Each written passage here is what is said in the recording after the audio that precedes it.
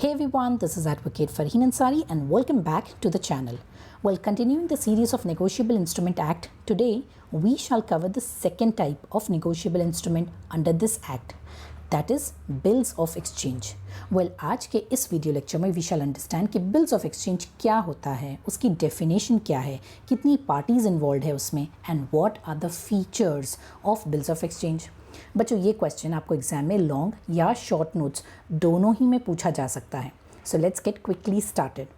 Now अगर ये question long answer में पूछा गया है तो Roman number 1 you always start your answer with an introduction paragraph which means you will write at least 3 to 4 lines on what is a negotiable instrument जो हमने इस सीरीज़ के फर्स्ट वीडियो लेक्चर में कवर किया है. In case if you haven't watched the video, do watch it for your reference. Then Roman number 2 आप लिखेंगे definition of bills of exchange. बच्चों bills of exchange is defined under section 5 of negotiable instrument act which states कि bills of exchange एक instrument है, meaning एक legal document है which is always created in written form. bills of exchange में एक party in writing एक unconditional promise या हम कर सकते हैं order बना के देता है दूसरे पार्टी को. अब जो पार्टी बिल्स ऑफ एक्सचेंज बना रहा है बच्चों उसे कहते हैं ड्रॉवर और जो बिल्स ऑफ एक्सचेंज एक्सेप्ट करेगा उसे कहते हैं drawee. So bills of exchange में अ ड्रॉवी वो पर्सन है जो बिल्स ऑफ एक्सचेंज एक्सेप्ट करता है साइन कर कर.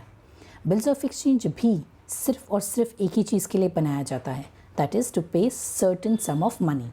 Now the payment can be made to the bearer, यानी no specific mention of a payee name is written, यानी जिसके हाथ में बिल्स ऑफ एक्सचेंज होगा उसे पैसा मिलेगा, यानी it is payable to bearer, या फिर it will be payable to order, meaning a specific person जिसका नाम बिल्स ऑफ एक्सचेंज में लिखा हुआ है पेमेंट उसे दिया जाएगा. Now moving on to Roman number 3 जहां आप एक डायग्रामेटिक रिप्रेजेंटेशन में बताओगे कि बिल्स ऑफ एक्सचेंज में कितने पार्टीज इन्वॉल्व होते हैं. So essentially there are 3 parties under bills of exchange. Number 1 drawer जो बिल्स ऑफ एक्सचेंज बना रहा है एंड प्रॉमिस कर रहा है कि एक सर्टन सम ऑफ मनी वो एक स्पेसिफिक डेट या टाइम पे देगा. नंबर 2 ड्रॉवी जो उस बिल्स ऑफ एक्सचेंज को एक्सेप्ट या एक्नॉलेज करेगा. एंड नंबर 3 इज़ पेई जिसे बिल्स ऑफ एक्सचेंज में मेंशन किया हुआ अमाउंट वो स्पेसिफाइड डेट पे मिलेगा. Now just to clarify, a drawee can be a payee as well और it can be any other person जिसके नाम पे ड्रॉवी ने वो बिल्स ऑफ एक्सचेंज इंडोर्स या ट्रांसफ़र किया है. Now if this concept is asked as a long answer, you can also draw one simple specimen of bills of exchange जो कुछ इस तरह से बनेगा for better impression and marks. Please note ये totally optional है. Now moving further to understand the essential element of a bill of exchange. अब याद रखिए long answer हो या short answer, you cannot skip this part in your answer. अब एक bills of exchange में क्या क्या एलिमेंट्स होना चाहिए to make it a valid bill of exchange. Let's understand point by point. Number 1 bills of exchange कभी भी बच्चों ओरली क्रिएट नहीं होता है. It is always and always made in written form. हाँ, इन एनी लैंग्वेज, चाहे ये English में बना लो या कोई रीजनल लैंग्वेज में बना लो, it remains still valid.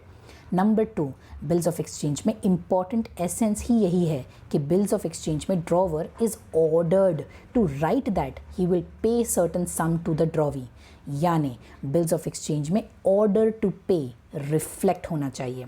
Number 3 जो ऑर्डर ड्रॉवर बना रहा है that should be unconditional, meaning without any condition. Number 4 bills of exchange is always made and signed by the drawer first and then signed and accepted by the drawee, यानी unsigned bills of exchange is not valid in the eyes of law. The next is under bills of exchange 3 चीज़ें certain यानी real definite होनी चाहिए.